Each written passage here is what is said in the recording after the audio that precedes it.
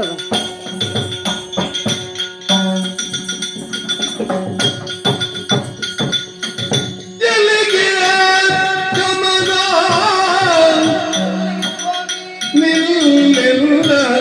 ರಮಣ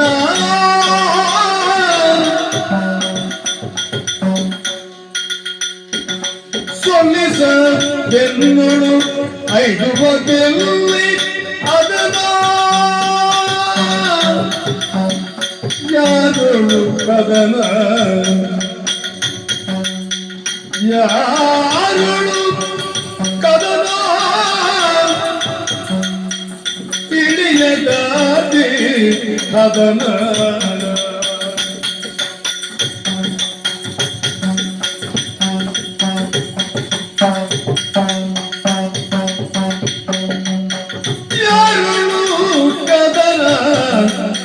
ಹಿಡಿಯದಾಳೆ ಹದನ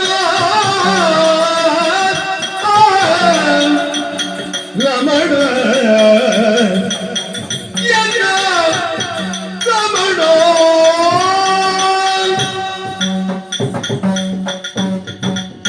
ರಮಣ ಪವಿತ್ರ ಪಾದಾರವಿಂದಕ್ಕೆ ಸತ್ಯಭಾಮಿಯ ಪ್ರಣಾಮಗಳು. ಶುಭವಾಗಲಿ. ಸ್ವಲ್ಪ ನಿಲ್ಲಿ. ಅವಸರವಾಗಿ ಓಡೋಡಿಕೊಂಡು ಬಂದಿದ್ದೀವಿ. ಬರುವುದಕ್ಕೂ ಬರವಾದಂತಹ ಕಾರಣವುಂಟು. ವೇಷಭೂಷಣದ ಬದಲಾವಣೆ. ಕೈಯಲ್ಲಿ ಸುದರ್ಶನವನ್ನು ಸೇರಿದ್ದಾನೆ. ಅಷ್ಟು ಮಾತ್ರವಲ್ಲ, ಹೊರಗಡೆ ನೋಡಿದಾಗ ಗರುಡನಿಗೆ ಆಜ್ಞೆಯನ್ನು ಮಾಡಿದ್ದೀವಿ. ಯಾವ ರೀತಿ? ಗರುಡ ಬಾ ಬಾ ಎಂಬ ಹಾಗೆ ಎಲ್ಲಿಗಾದರೂ ಹೋಗುವಾಗ ಸತ್ಯವಾಮ ನಾನು ಇಲ್ಲಿಗೆ ಹೋಗುತ್ತೀನಿ ಅಲ್ಲಿಗೆ ಹೋಗುತ್ತೀನಿ ಎಂಬುದಾಗಿ ಹೇಳಿ ಹೋಗುವವರು ನೀವು. ಇಂದು ಹಾಗಲ್ಲ, ನಿಮ್ಮಷ್ಟಕ್ಕೆ ನೀವು ಹೊರಟು ನಿಂತಿದ್ದೀರಿ. ಈಗ ಇಲ್ಲಿಗೆ ಯಾರು ಬಂದು ಹೋಗಿರಬಹುದು. ಆ ಕಾರಣದಿಂದ ಅವಸರವಾಗಿದ್ದೀರಿ. ರಮಣ, ಎಲ್ಲಿಗೆ ಗಮನ, ಎತ್ತ ಕಡೆ ನಿಮ್ಮ ಪಯಣ, ಈ ಸತ್ಯವಾಮೆಯಲ್ಲಿ ಹೇಳುವಿರಾ? ಕೀರವಾಣಿ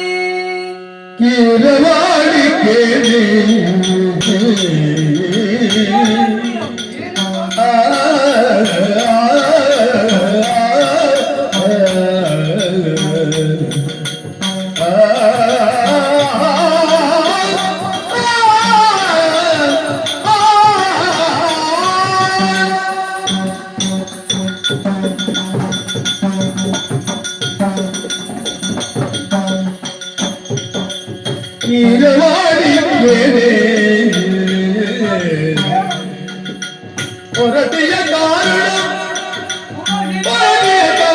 ಗುಣಗೀರಿ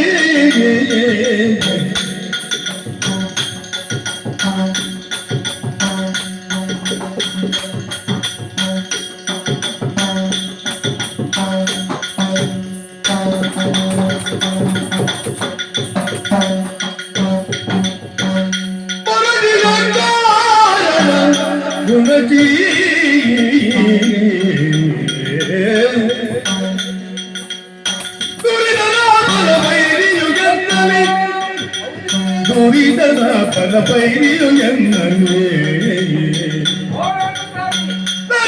ನಯನ ಪೂರ್ವ ಪಾತ್ರವ ಕೀಲಪಾಣಿ ಕೆಣೆ ಕೆಣೆ ಕೇಳೆ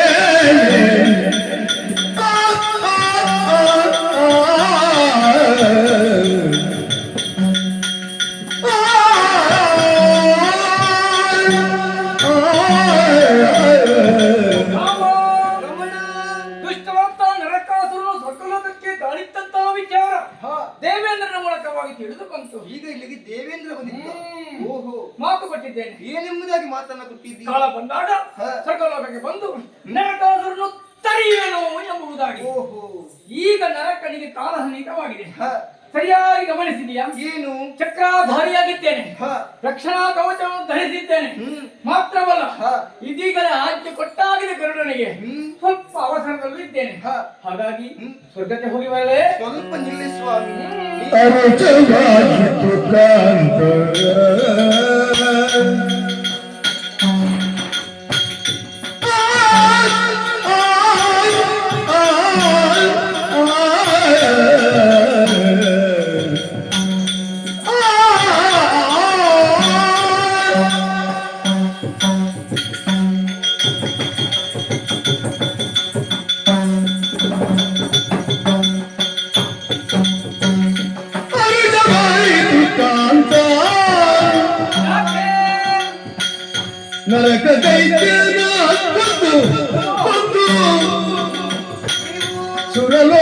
ಸುರಲೋಕದೈದುವೆಯ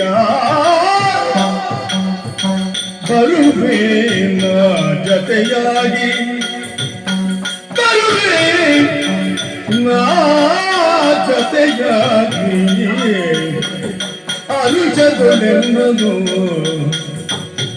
ಕರೆದಯ್ಯೋ ಅನುಜದೊಲೆನ್ನನು ಕರೆದಯ್ಯು ಪ್ರಿಯ ಪ್ರಿಯ ಆ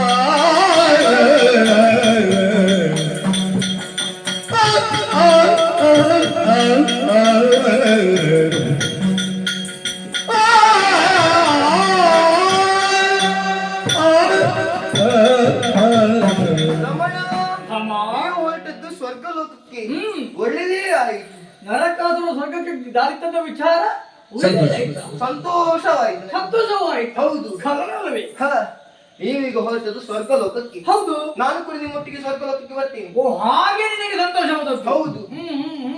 ಅದು ಹ್ಮ್. ನಾನು ಹೋಗುವುದು ಯುದ್ಧಕ್ಕೆ. ನೀವು ಇನ್ನೊಂದು ಸಲ ವಿಹಾರಾರ್ಥಿಯಾಗಿ ಹೋಗೋಣ. ಸ್ವಲ್ಪ ನಿಲ್ಲಿ. ಏನು? ನೀವೀಗ ಹೋಗುತ್ತಿರುವುದು ಯುದ್ಧಕ್ಕಾಗಿ. ಹಾ. ನಿಮ್ಮ ಹಿಂದೆ ಹಾ. ಉದ್ದಕ್ಕೆ ನಾನು ಬರ್ತೇನೆ. ಕಳರಿದ್ದರಲ್ಲಿ ಕಳರಿದ್ದಾರೆ, ರಕ್ಕಸ. ಆದರೆ ನೀವು ಹೇಳುವಂತ ಮಾತು, ಹಾ. ನಾನು ಆ ರೂಪವನ್ನು ತಾಳಿ ಈ ರೂಪವನ್ನು ತಾಳಿ ಅದೆಷ್ಟು ರಕ್ಕಸರನ್ನು ಕೊಂದಿದ್ದೇನೆಂಬ ಹಾಗೆ. ಹೇಳ್ತೇನೆ ನಿನಗೆ. ಆದರೆ ಹಾ. ನಿಮ್ಮ ಯುದ್ಧ ವೈಖರಿಯನ್ನು ಹಾ. ನಾನು ಇಷ್ಟರವರೆಗೆ ಓ ನೋಡಿಲ್ಲ. ಪ್ರತ್ಯಕ್ಷವಾಗಿ ಯಾವುದನ್ನು ಕಾಣಲಿಲ್ಲ. ಹಾ, ಎಲ್ಲ ಪರೋಕ್ಷವಾಗಿ ಕಥೆಯನ್ನು ನಾನು- ಕೇಳಿ